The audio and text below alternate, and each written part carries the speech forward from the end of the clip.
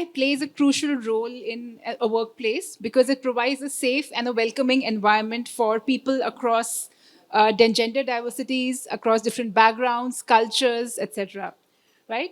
DEI as a concept, if we see, is pretty much overstated and underdelivered in many ways, as we see at large at organizations.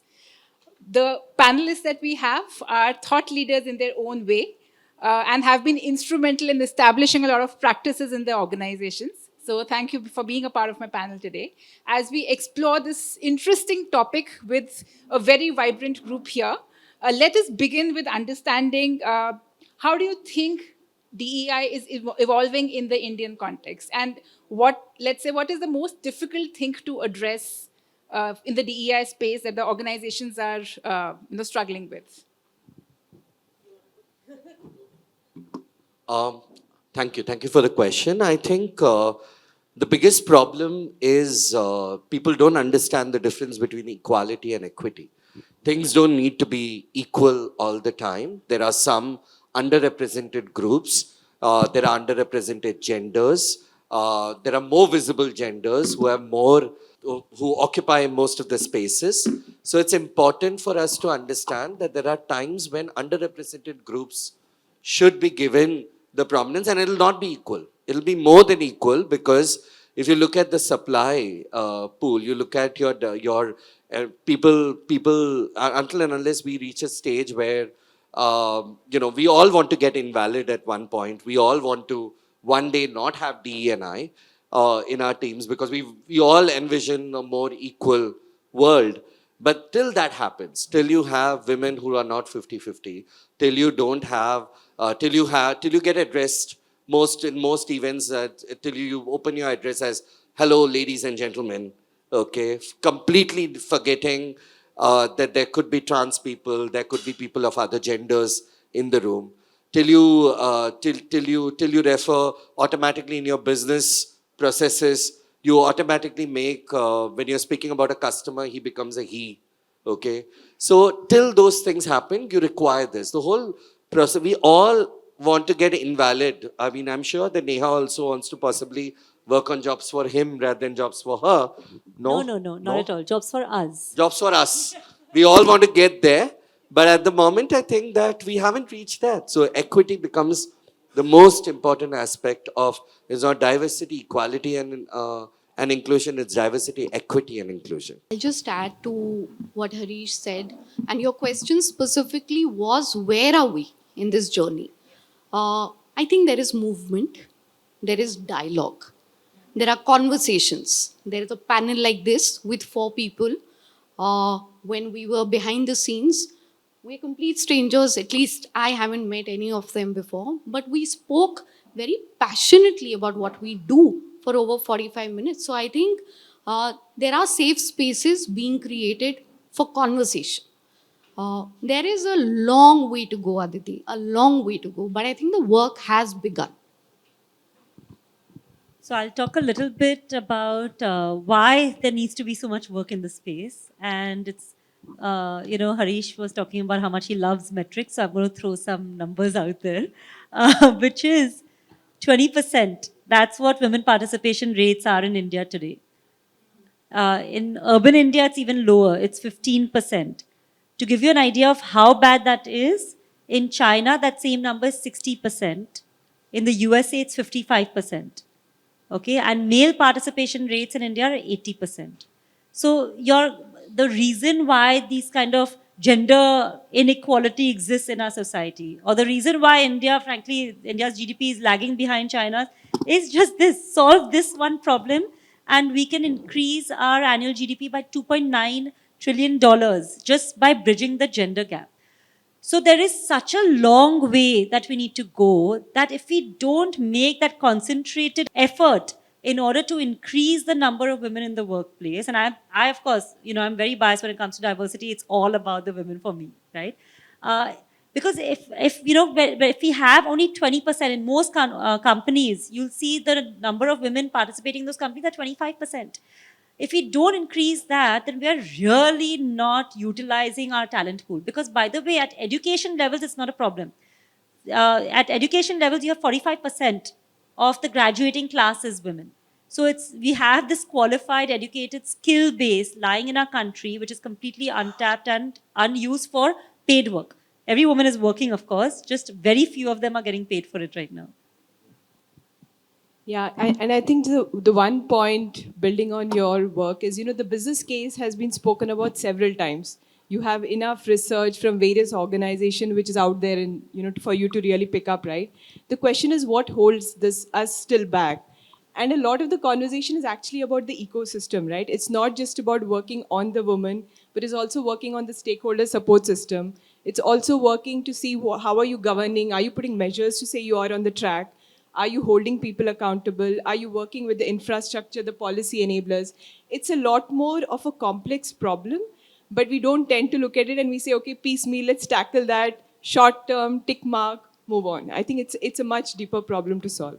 Absolutely. So DEI is not something which is magical just because of intention. It needs to be incorporated in every single thing that an organization does.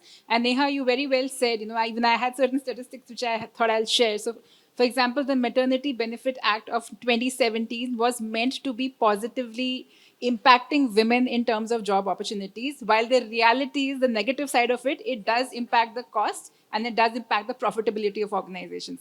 So And then it impacts the recruitment of women. So it negatively absolutely. impacts the women themselves Yes. also. So the number of women who can go back to workplace, and that's exactly what we were discussing some time back. And I'd love your inputs as well on that. I think we've spoken that including myself, we've come back to work at a particular point of time, and we face those kind of judgment from the possible employers saying that hey, because you've taken a break, or that's why you have gone down on your skill sets, not realizing that how much we've actually gone up on our abilities. So while the corporate India is looking at things like those, the reality, like you said, is also that for example, the Global Gender Gap Report 2022, India ranks 132 on 140 out of 146 countries. 47. 147, right. In fact, also, if you see, in the pandemic was a classic situation where in urban India, the women workforce actually went down. And while we are mentioning all of this, we are only and only talking about binary DNI, right? We're not even which is male and female. We are not talking about other communities like people with disabilities, LGBTQ community, or neurodivergent communities. So we have not even started talking about, and that's the majority of organizations. And we'd love to hear more, as we go along the way in terms of how non-binary is being incorporated across organizations and what could be some of those initiatives, right? Yeah. Um, I think intentionality is one thing, but walking the path is another. One of the things that we do in Access is we have something called as the Come As You Are Charter of Policies and Practices, कि तुम जैसे हो वैसे आओ. And this is not just for employees, but also for customers. We changed the dress code policy because this is the way I go to a bank, I work. I think I look sexier in these outfits, and my bank allows me to look sexy. Okay, so why shouldn't I look sexy? Yeah, why not? So I feel most comfortable in these outfits, and this is what. So we upgraded the dress code policy. It didn't cause any harm to anyone. No one fainted looking at me. I would want them to, but they didn't. We opened our, of course, the basic things like opening counseling services, queer affirmative counseling, to ensure that all the policies are in line with LGBTQ people, opening your idea of partner, removing male husband and wife and putting the word partner in your policies so that even heterosexual couples who are not married to each other can list each other. So you don't need to wait for the law of the nation to change for you to implement these policies. What we need is intentionality, a good heart, and an open mind for policies for you to become more open as an organization. So I think with that we can change a lot of things. If you shine the light on the most invisible part, the most darkest part, where you usually don't speak about, you will get noticed even as a brand. Okay, so probably that would sometimes be a focus area. Sometimes it would not be a focus area, but people will get talking about you if you're focused on the darkest corners that people usually don't go to. And I'll just build on that in terms of, one is the intentionality with the policies and the enablers and all of that. But the second part is also what are you saying out to your employees and to the external world, right? So what you've done, for example, in HSBC, similar to some of the work in Access, is, we've really looked at supporting some of the pride conversations outside, looking at the pride plays, looking at pride plays with an employees to really say, let's really talk to you about this topic. It's not taboo. What's holding our employees back, for example, right? And these are important conversations. They need to keep happening at a regular interval. Otherwise, you're not making this a vocal conversation. To add to that, at Metropolis Healthcare, I think the focus is to create a safe space. I think that is the starting point where each life that works, and we also play different roles outside, where we have the safety and we feel the safety to be our authentic selves. And that work is beyond numbers. That is a way of life. So we are at a great gender diversity percentage. We are at 43%, right? So which is very encouraging. But like you rightly said, DE&I is so much more than gender, right? It is language, it is sexuality, it is race, it is the way you dress up, how you eat your food. So it has to become a way of life. And I think we are very conscientiously focusing on creating, building that physically safe, of course, but psychologically and emotionally safe space. And I think I can vouch for that. I got my HIV test after having unsafe sex at Metropolis, and it was pretty. And there was no judgment over there. Not now. Around 5-6 years back. That I. What, you're happy about the fact that I had unsafe sex? so, so, Now you know what the conversations were like inside. So one other things, we often speak about things that we did well in forums like these.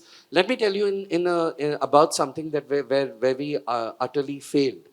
Uh, we did a campaign, Come As You Are, and we wanted to hire LGBTQ people, and we went to a certain space. One of our hiring drives somewhere in Delhi, we hired people, and I got a call from the security person over there. And he said, अरे sir आपने तो बोला diversity drive है यहाँ पे तो आदमी आया है, you know.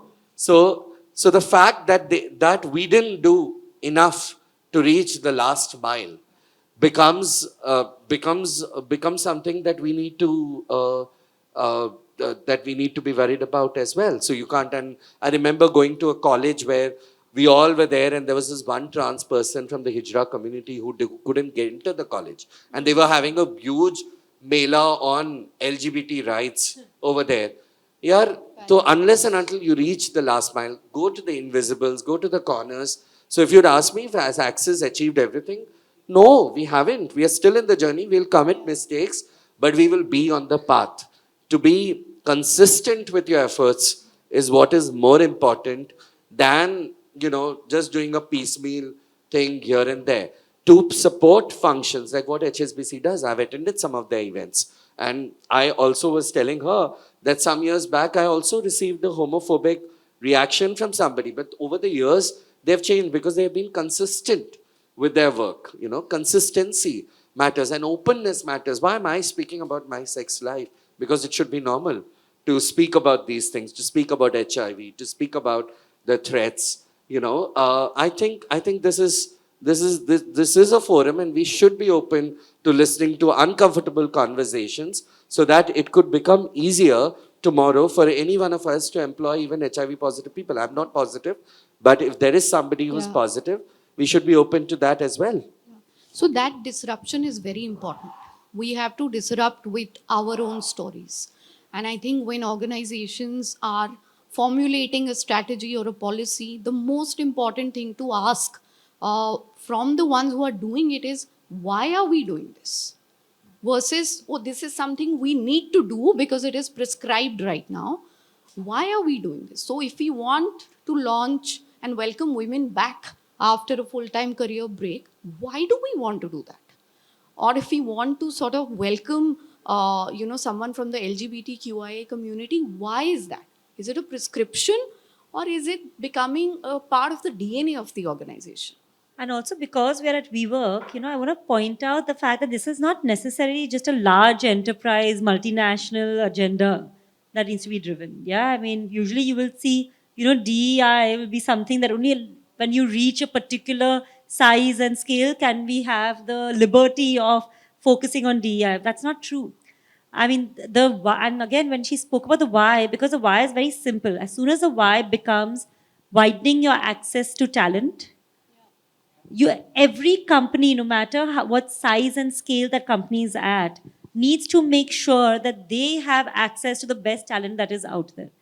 If you're not figuring out a way to reach out to particular talent pools, it could be talent pools of women, it could be women on a break, it could be LGBTQ community, it could be a particular age group. If you're not being showcased as a company that would welcome talent from these talent pools, you're not going to win the war for talent, because you're going to have a very narrow pool of candidates who will always apply for your jobs. You will have less and less diverse perspectives, capabilities, skill sets, mindsets coming into the organization, which means you'll be able to have less diverse solutions, offerings, services, products, because finally your consumer base is a diverse base, which means your employee base also needs to be a diverse base. And I think it's not just the talent problem. Yes, one of the problems is that it's a talent problem, and we start to look at that. But the second is also it's a culture problem, right? We're talking about you'll hire all these talent, but they're not going to stay if you're not going to have that inclusive culture. So what do we do about that culture problem? And the moment the perspective says that DEI is not a good thing to do or a CSR thing to do, but it's actually a talent problem and a culture problem, and it's going to help in your organization becoming a better place to work, a great place to work, and all of those things, I think I'm hoping this problem then therefore becomes far more serious to solve for. I think there is an inner voice, right, which tells us, let's say in a workplace, a racial joke is cracked. That inner voice says, it's a joke, jane de, let it go. Versus an inner voice that says, that's unacceptable, what you said. So I think sensitization and awareness needs to happen at a very individual level, which ties into the whole authentic bit, that this layer of socio-cultural construct, religious construct, it has to be unlayered, and that individual voice has to be strengthened. That like he said, that we should all be invalid. We don't need a panel to talk about this. It's a way of life then. Like you don't need a special Women's Day to celebrate women. No, we Tell me do at the about moment, it. but Tell me about but let's hope that we don't need one day. So, and apparently it will take about 130 years to achieve gender parity. So maybe our great grandchildren will not need it. But we have to work very hard to make sure that our great grandchildren don't need it. Let's be hopeful, guys. Videshi, to your point, what you just said, there is one acceptance of what's happening around me. And so the first voice in you does say that, hey, this is not something that I accept. But or it doesn't. I've also been part of conversations where you're so ignorant about what is being said that you're doing so much damage as being part of that conversation. Because that's what something has been built in the Indian ecosystem, as we grow up. I think many a times, especially when you call experts, it takes the form of knowledge arrogance also. The truth is that we are not experts, and we are not experts because and probably we are experts because we admit that we are not experts. We are willing to learn. And there are times there would be many aspects of DE&I which I get acquainted to. I have not had the lived experience of a woman, though I have a lived experience of being a gender fluid person. It's not equal to that of being a woman. And so to understand that, if that person is saying something, then that person, whatever that person's experience is valid, is something that we need to understand. And that's a very humbling feeling. It actually gives you access to so many emotions, and gives you the chance to alter your conversation and your dialogue basis so many people that you meet. So diversity over here is not a straight-jacketed line. It's a wave, and it's important for us to understand that we will have to calibrate ourselves at different points of our life. Things that are valid today will be invalid tomorrow.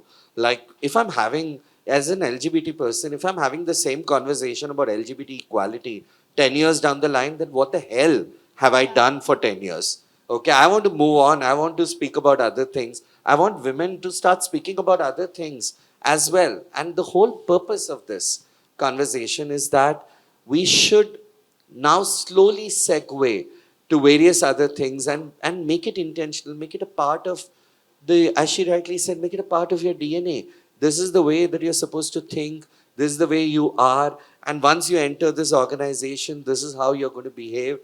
And this is an accept. That doesn't mean that everything has to be very strict. You're not supposed to say these things. You're not supposed. It is the context more than the content that is important. It is how you make people feel that is important. So I think over a period of time, we will reach there. So we spoke about the intentionality of organizations like yours, wanting to make this particular change.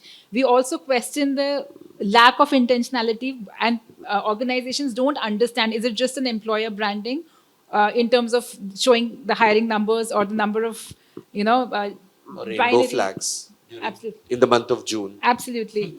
Right. So, what we want to explore is that when this gets translated into, and I'm talking more in terms of organization, talent management, life cycle perspective, when it gets translated into actual hiring practices, in terms of translation into performance, rewards, retention exercises, do you see that last mile delivery, and what do you see are the challenges? Please. Yeah. So, in terms of what we started doing, right? So, in the journey of the experience we went through, where we started with the basic minimum of first the programs, but the programs we stitched it in such a way that we got the ecosystem to come together. The peers, the sponsors, the senior leaders, then the policy enablers. So all of that came in together. But as we progressed through that curve, when we realized what are the programs offering us, yes, they helped make the women realize a lot of questions they were holding in their minds. It made the sponsors and the senior leaders realize what biases they were holding, for example, right? But what we felt were missing was this conversation on success and data, right? And that's the conversation we brought it. We said, okay, let's start looking at data that's coming in through the people processes. And then through the life cycle of the whole journey, we said the pay process, the promotion process, the rewards process, the development processes, and all of that, right? We started actually throwing data back to the leaders and said, okay, let's look at what this data is saying across levels. So we said not just the problem at the top, but this is a pipeline problem, right? So what is it? What is your feeder pipeline at the ground level? What is your mid-level pipeline? Why are you losing people if you're losing people? What should you be doing to tackle the hiring problem, for example, right? And then think what are possible creative solutions to your problem, saying how do we think more alternative talent pipelines. So when we started doing that on a regular basis, and we got this leadership nudge conversations, we put them data back, we use predictive analytics to say, okay, where's the attrition likely to happen? What do you want to do about pay for them? What do you want to do about, what is their career aspiration, for example? I think that led to a lot more of granularity of focusing. Okay, we're not talking about, 50,000 feet above. We're talking about very specific individuals, what's holding them back, and really moving it forward. I feel that data-based conversation is very powerful. So I can jump in there. In fact, I feel like I'm the person throwing numbers on this panel. Okay, but okay, okay, fine. Because again, I'm going to throw some numbers, which is this talent pipeline that you're talking about, right? I mean, industry averages are that at the entry level, companies have 30% women.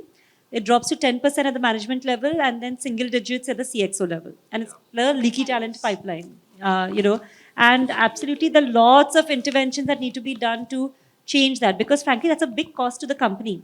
If you have all these women who are dropping out of your workplace and not rising to leadership levels, you're going to have to replace them with other external hires, which has a cost for replacement. Which you'd be happy about. Of course, sure. As long as the cost, the cost of replacing comes to me is fine. But the idea is that we can't only look at it from a recruitment point of view. Yeah. Okay. We have to look at it also from a retention point of view. We have to also look at it from a promotion point of view of women. And if we want to then change that graph, that terrible graph that looks like this, uh, we have to figure out why is it that women are leaving and why is it that women are not rising. And, you know, there are lots of interventions that need to be done, right? Like, for example, we know that women drop out mainly because of life stages. The biggest dropout that happens is when motherhood hits. If we know that, then what kind of support can we give them during those years so that when they take that mat leave and they come back, okay, they still feel like engaged with their careers, still feel engaged with the companies. Another example is when we know that, okay, women during, like, first of all, there's that whole wage pay gap that happens between women and men, and that only increases as you go up the ladder because at every level, women will be negotiating less and less for those hikes compared to men or rating themselves lower in the self evaluation ratings compared to men. And at some point, that stage will come where they'll feel like it's just not worth it anymore because they're just not being paid enough. Or thirdly, how do we make sure that women are seeing women role models rising to the top of their career? So, like, I mean, at a Metropolis, if you have a woman-led company, that makes a big difference. I'm not surprised to hear 43% in Metropolis when you have Amira right at the top over there, because all those women are more than happy to see that, okay, that is a possible future for me in this company, versus in a company where your entire leadership team is men. Obviously those women are going to feel like at some point, this is not going to work out for me. So there are lots of specific interventions that we need to do to be able to start seeding the thought of how do we retain these women and make them rise up the ladder. I'll add to what she's saying because so I went back into an office space after 7 years, right? So one has forgotten Microsoft Outlook, how the whole machinery works. So just adding on to what Neha is saying, that sure I've been hired, but and there's a laptop, and now what do I do? How do I access this tool? So here is somebody sitting to my left or to my right who jumps in and says, "Why don't I do this for you and let me help you?" Obviously the person to my right and left is sensitized to do that, and so over a period of time I feel I'm able to break my own unconscious bias, which told me that I'll never be able to work on Microsoft Excel, I will never be able to work on Outlook. So to data is very critical, but I think equally important is to understand individual unconscious biases when we are hiring talent. So when if you, and not just gender, I mean this notion of women can't be part of sales because it's a field job. I find it funny at one level because personally at Metropolis we know women who are fantastic sales professionals. So why not? But what is the support we can provide? How do we sort of walk with them, not ahead, not behind, to tell them, okay, here's the next step, this is the support you have, make it, take that next step. So I think that is very important, and that is not a one time conversation, Aditi, it has to be a continuum.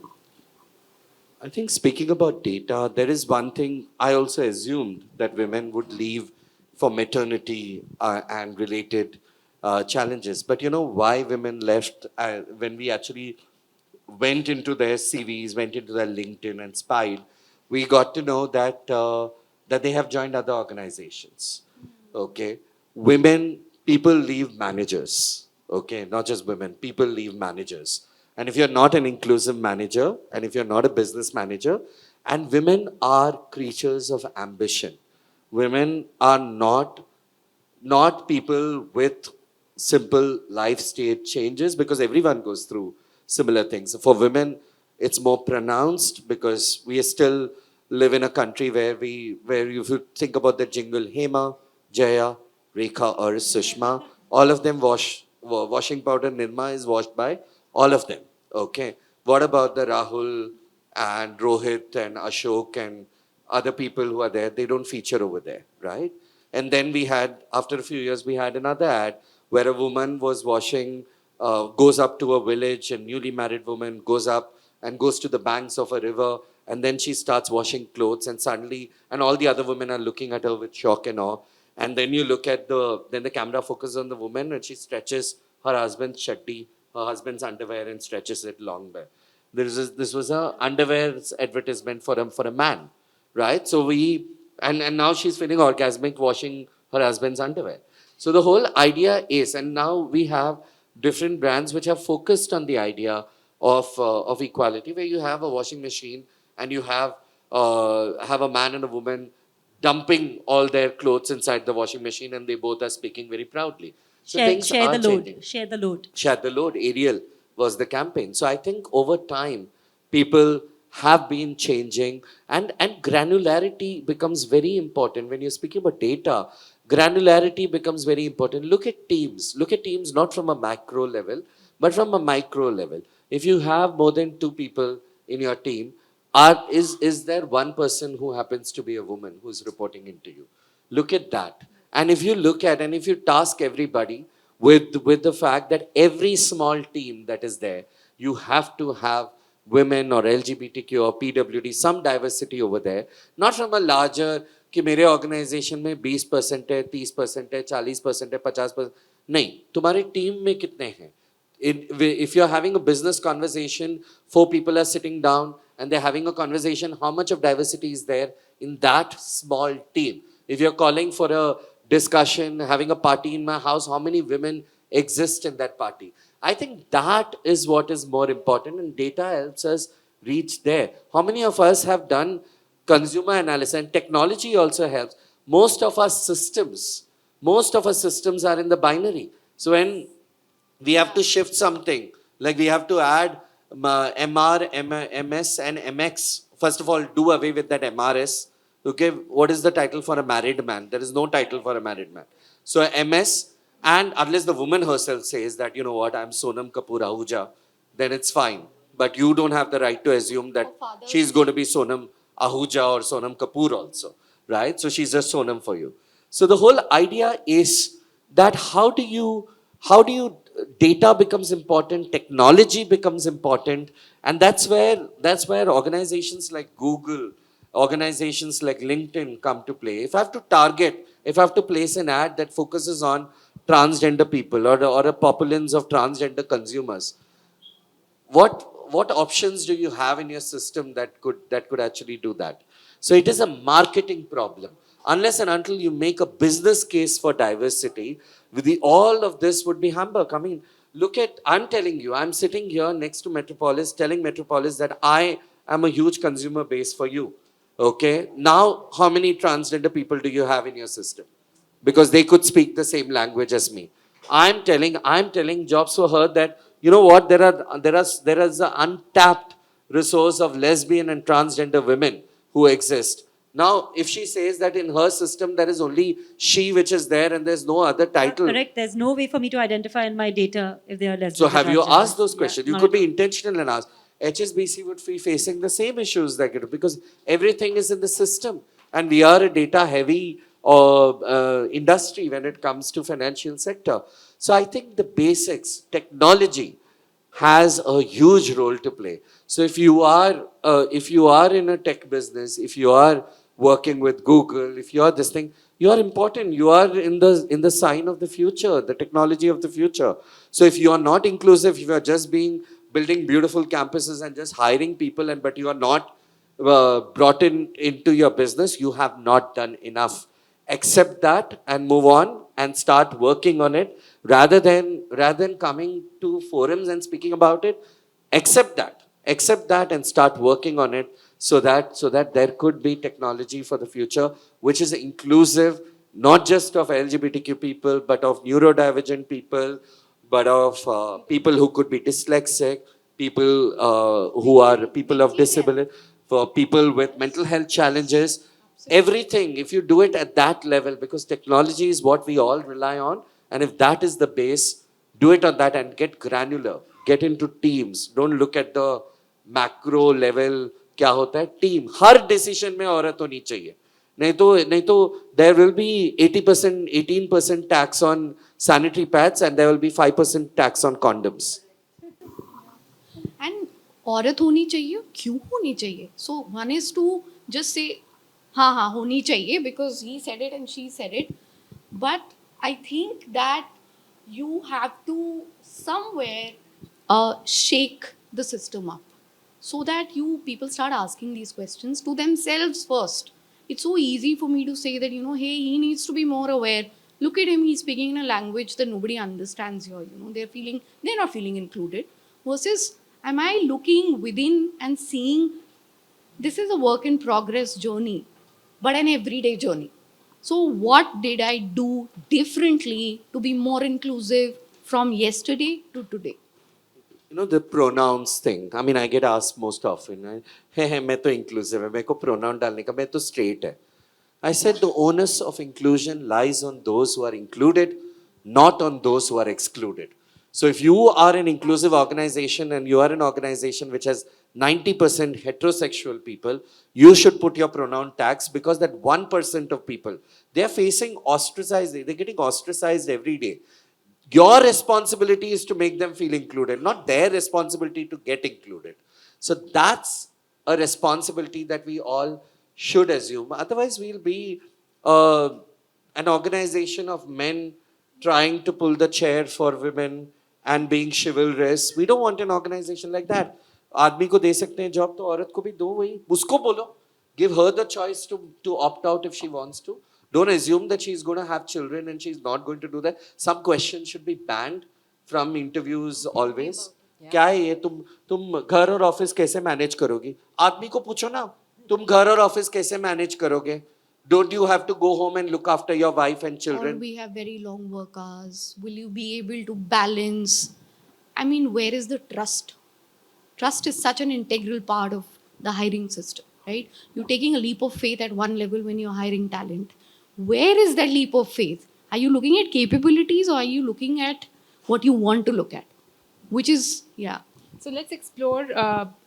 We've spoken a lot about whether there's intention, what is not happening. So if we can paraphrase and summarize in a way that what would you tell organizations who are thinking of walking this journey of DEI? And since you all have been working in your respective ways, what would be your piece of advice to organizations? Where should they start thinking and how should they go about it?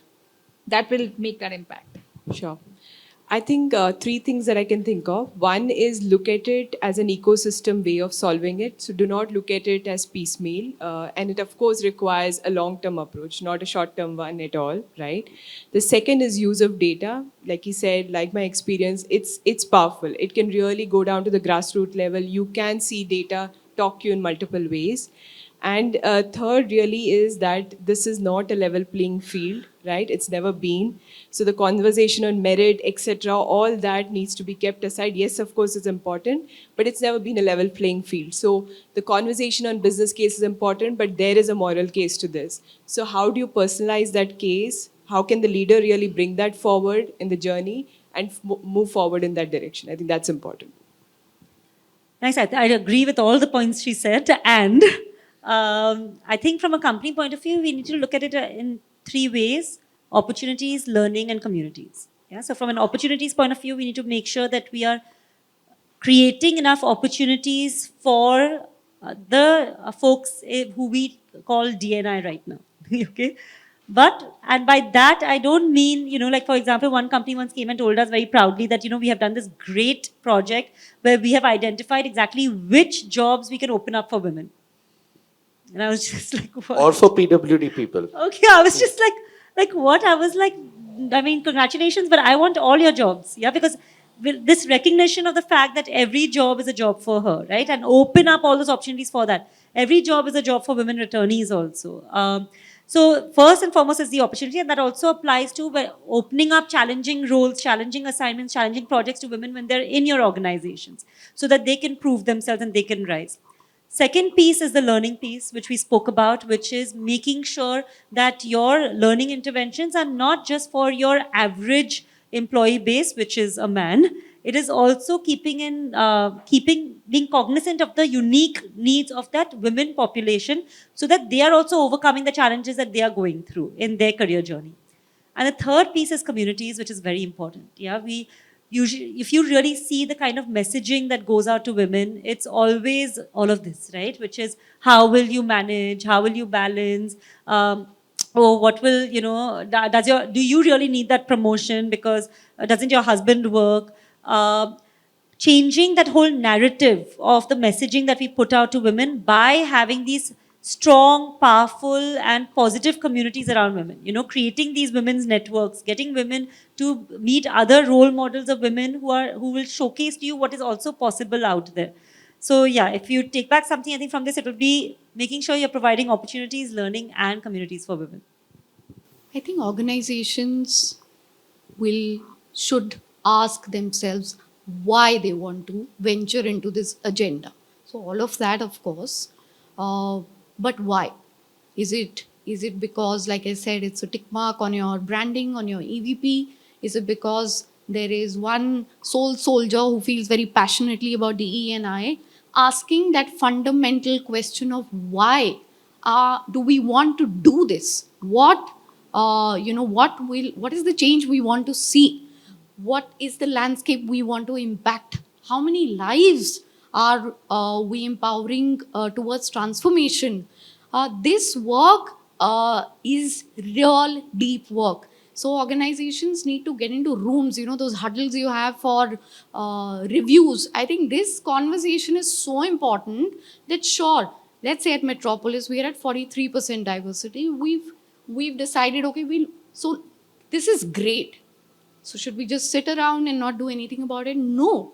Let's take this to 50%, and what else can we do? How can we make this place more inclusive? But why do we want to do that? Right? Because we want to be known as an organization that embraces inclusion and all people, all perspectives, all voices. So organizations should first ask why. Why do you want to do this? I think we are done with quiet advocacy. Okay, what we need is activism at the workplace. We are also done with initiatives. What we need is a movement. Okay, it has to be a movement, and it has to be an activistic movement for us to reach where we wish to reach, a space which is more equitable. There has to be moments, and that means that you need to speak about uncomfortable truths. You need to sometimes show the mirror to people. You sometimes need to ally your senior management. Sometimes you need to have conversations with your senior management about issues which are not very comfortable. There are times when you need to point out things. You need to point out your policies sometimes, which by default have he. Okay, they don't have he or she, or they have he or she. They don't have they, right? And whereas it's easiest if all your policies did a control F and you made everything they stand for everyone. Okay, but you would not do that. You will still write he or she, right? So I think unless and until there is a movement, every time you see a manual, get up and speak up and tell them. Don't just call out, call in. Call in people. Tell them that, you know what, I'm willing to have a conversation with you. I'm willing to speak to you about this. I know we can change things. I know there is a supply pool. All of us, all together over here, have a responsibility for all together out there. Otherwise, I'm telling you that corporates do far little. Grassroots organizations do a lot. And if you really want to work with the grassroots, if you want to have a talent pool, go to the grassroots. Go and speak to them. They will tell you how much of talent abundance we have. Because everyone would say that, oh, I didn't find women who are qualified. How the hell would you say that? How the hell? You're a lazy person if you're saying so. And if you're a manager who's saying that, you have not done your research. You have no right to be in that position. How the hell can you say that? We are an organization, we are a country of 50%, where less than, not 50%, there are accounting for all the deaths that happen as well, where less than a 50% which happen to be women. There are LGBTQ people who are out and about in a lot of our organizations. How can you say that we have no talent? We are in a stage of talent surplus, and you haven't looked enough because you're lazy. and you are not intentional. And call them out, tell them, you know what, you are not intentional, you are lazy, and we are willing to help you with that journey. Even if it happens to be the senior most person of your organization, pick up the phone on him, her, or them. On that note, I'd like to thank each one of you for this insightful conversation. Thank you so much. Thank you, Thank you. Aditi. Thank you so Thank much. you.